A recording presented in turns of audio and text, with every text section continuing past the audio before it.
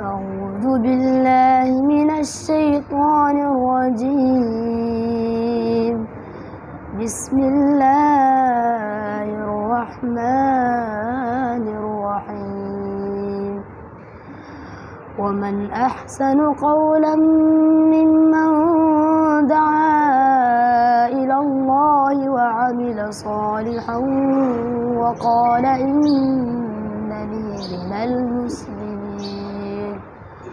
ولا تستوي الحسنة ولا السيئة، ادفع بالتي هي أحسن فإذا الذي بينك وبينه عداوة كأنه ولي حميم. وما يلقاها إلا الذين صبروا وما يلقاها إلا ذو حظ عظيم. صدق الله العظيم.